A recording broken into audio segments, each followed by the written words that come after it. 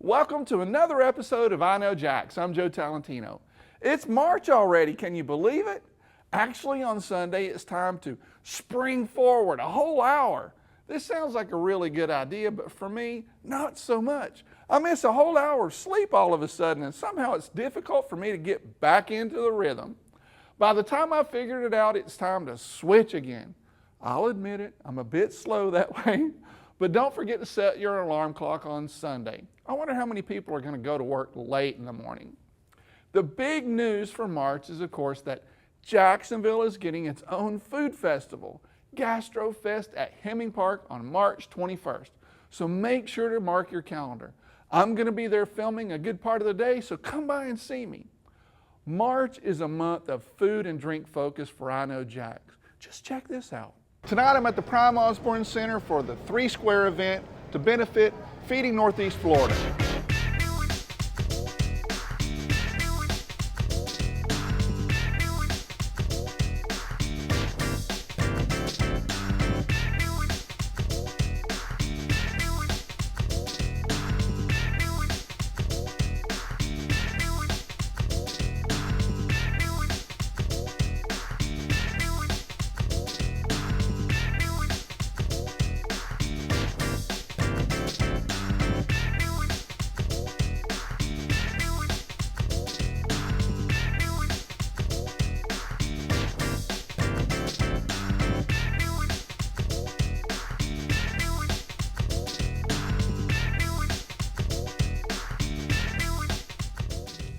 There was a lot of great food to taste from so many great Jacksonville restaurants.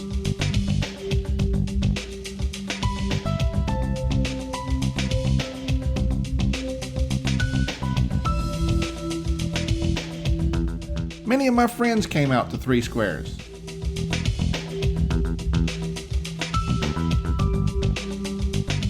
And I made a lot of new ones too.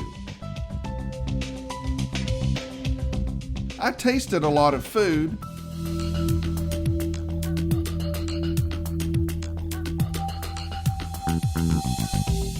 I had some really tasty cocktails.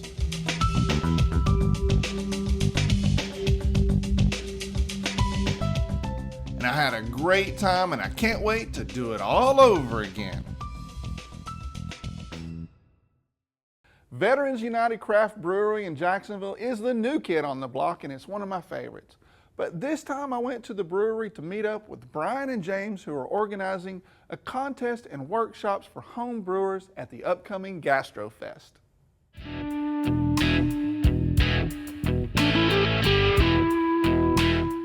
I met up with head brewer James at Veterans United Brewery. He told me that he got started in brewing when his mom bought him a home brewing kit.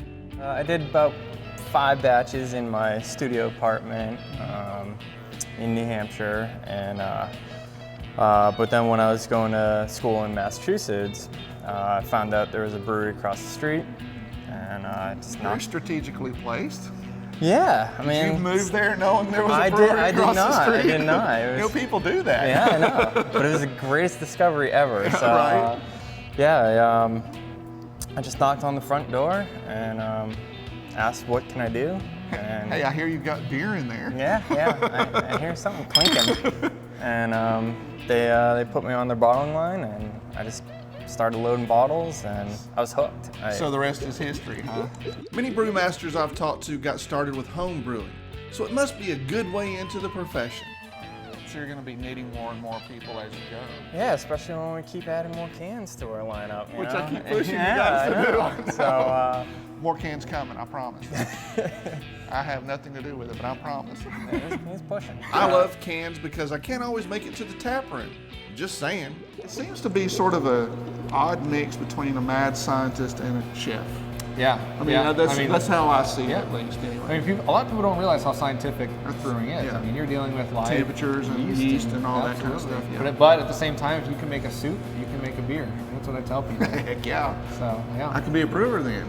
Well, I mean, I don't know. Maybe not. Maybe not everybody. Maybe not everybody. Yeah, we've got a great event in March at Gastrofest. So there will be first annual Gastrofest. The first annual homebrew competition. It's actually hosted by Beer 30. Okay. So we're excited about that. But we've got 13 right now homebrewers who are entered into the contest. So they're going to compete? They're going to compete, yep. And how's the competition going to work? Yeah, so there's going to be a People's Choice Award. And so anyone who's at Gastrofest can come and sample, and you can tell the person right there whether you like the beer or not, and vote for them. And then there's also going to be a celebrity judges panel, which will do the same thing. Any volunteers? I'm not that big a celebrity, but I'll put a word in for you. Who do I need to talk to? Who do I have to slide? It's actually me, and I've already decided we're good on judges. I'm out, I know, right? Brian and James are also holding workshops about home brewing at Gastrofest called The Gospel of Home Brewing. So make sure to check out the event schedule for that. The home brewing competition takes place at Hemming Park at 2:45 on Saturday, March 21st. Even though Brian claims that home brewing is as easy as making soup, I think I'll just stick to picking up a growler from a professional. I also love that I now can pick up cans from my favorite local craft breweries right at the grocery store.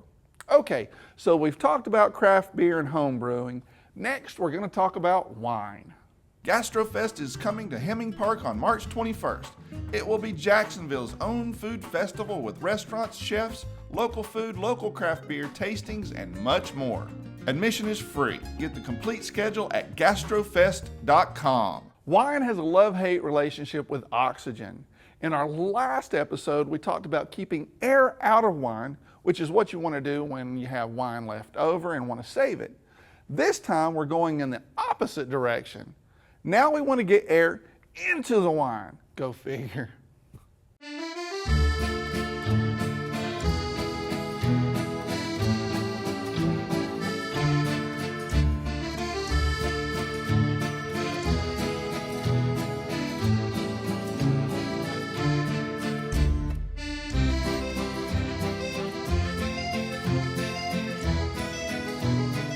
I'm with Chris Chislett today, the wine guy, and we got, what the heck, man? We got a bunch of stuff. All kinds of gadgets. All kinds of gadgets. What are we doing, man? We need to do just a big gadget episode, don't we?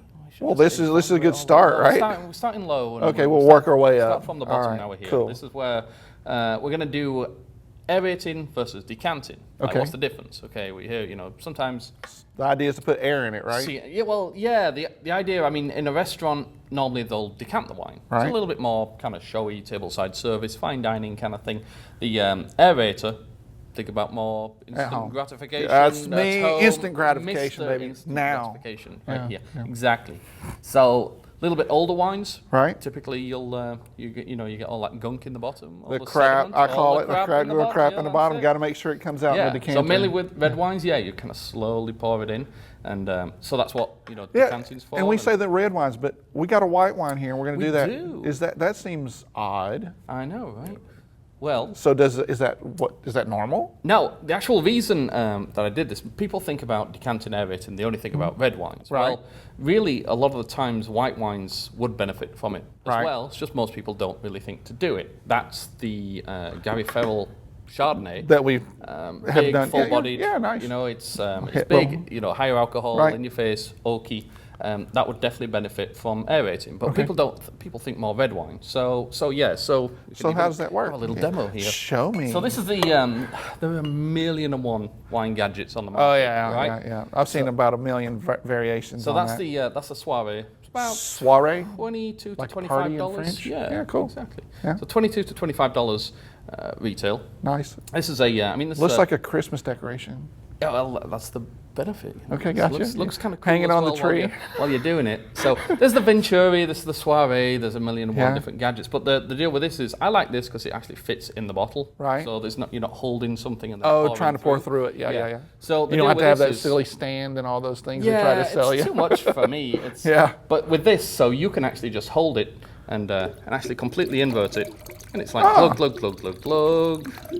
Nice. A little bit on the table. It's always a benefit, and so that's how that works. It's putting more air into more the wine. air. It's making it immediate enjoyment kind of stuff. Just ready to rock, ready to drink right now. Exactly. But if you decant it, how long should you wait before you start drinking the wine once you pour it in there? Very good question, Joe. You're getting good at these questions. That was an intelligent I've question. done this once. It just threw me off. Threw me off altogether. What's the answer? Well, it's kind of difficult. All right, if you're decanting a red wine, normally if I'm putting it into a decanter, I'll kind of swirl it around, and I mean, like 5 minutes. Okay. Like, I mean, really, it can be really quick if you're actually you Right. don't actually have to kind of sit there. Right. You can actually pretty much immediate enjoyment still with the decanter. Right. I mean, you can get kind of vigorously, kind of swish it around the decanter. So you can get aggressive with the swirl, people basically. have this idea Get that your swirl on. Get your swirl on, and people have this idea that you need to let wine sit and let it breathe. Oh, well, and they're those fancy people we don't really care well, about that's too much. that.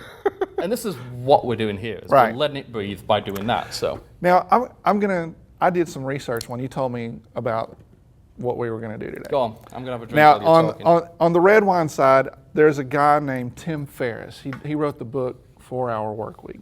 And one of the things that he did was he used a Ninja. Ninja.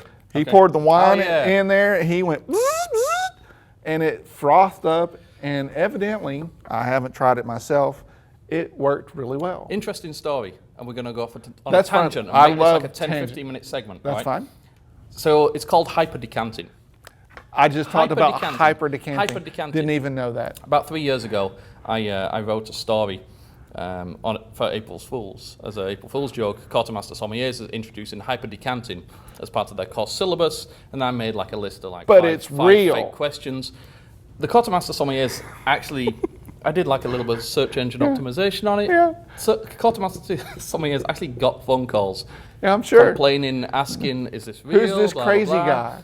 Yeah, I mean, I put We're questions in down there. for hyper aerating. Like, hyper aerating, hyper decanting, yeah. So I made this fake article, just completely spoof article. I think I had to take it down. April at the end. hasn't gotten here yet. Yeah, so maybe look out for something this year. But he did a real taste test with it, and evidently people could tell the difference. Yeah. Why not? On It's on putting air cheaper in it. wines, Yeah, I'm sure. Have a problem, but yeah, with that's all it's with a doing. nice box, you know. Yeah, a nice box. Like nice- over 10? Over nice- 10 over Sure, 10 a box? we'll go with 10. Yeah. Why not? That's kind of getting up there. But I think we're going to leave should. it right We there. probably should. We're going to have to put this to the test. This will be in an upcoming episode Like it. of Blind taste The Wine Guy. testing, Yeah, we're going to do that. We'll see you guys on the next Wine Guy segment. We're doing more food and drink stories this much than you can shake a stick at. I'm going to be out at 2 food festivals. First, I'm going to be a judge at the Gumbo Fest at the Jacksonville Landing on March 14th. The following week, I'm going to be out at Hemming Park for Gastrofest on March 21st. They're even screening our lionfish story at Mocha that day, and I'm super excited about all that. So make sure to come out and support everyone. I'll be talking more about it in our newsletter, so make sure to sign up for that on our website. And you can also find I Know Jax on YouTube and subscribe to our channel. That way you'll always be notified when we upload our new daily videos. I'll be right back after the break with more from I Know Jax.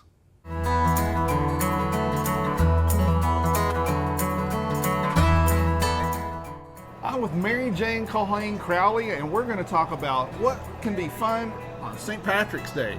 Well, we have the real deal here, Four Sisters from, real deal. from Limerick, Ireland, going on our 10 years, and this is what's going on. So Sunday, which is March 15th this year, we have an amazing band called Full Set. They're coming all the way from Ireland, a 5-piece traditional Irish band. If you like Irish music, this is the place to be at. And I actually met them on the Celtic Thunder Cruise. Okay, cool. So they're amazing musicians. I was out there dancing with them. And they're touring the whole energy. United States, you said. They are. So this is a big deal. You know, we're a small little pub, and we're going to pack it out. So join us for that event. I'm surprised you didn't say we. We.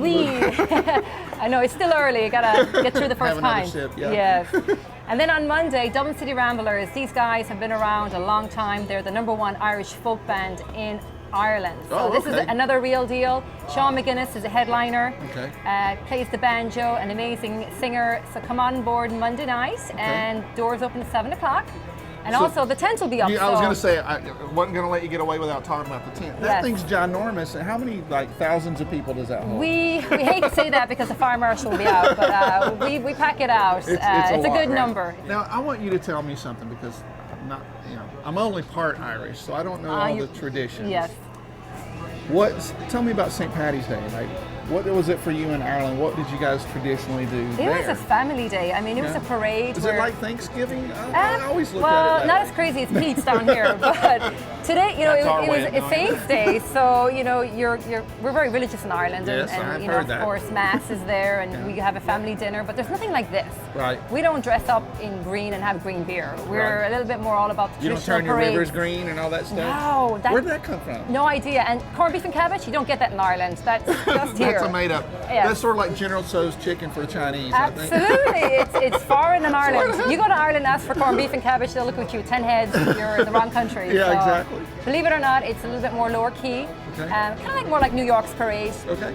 But here the pubs go wild. I mean, I've never seen anything like it. But we love it. Any So. excuse you can have for a party. is pretty much the Absolutely, way it and is, right? we love it because we have Irish dancers, the bagpipers, and we just do it the more traditional style. You know, it's all about the families are welcome. We have a face painter outside, Okay, cool. and but it's all about, you know, putting your green on and talk like an Irish person. Representing, I don't know how that is. Just put on the brogue, you know. Just keep saying brilliant. And, Brilliant. Yeah. Come to Culhane's Irish Pub on St. Patrick's Day. Brilliant. Brilliant.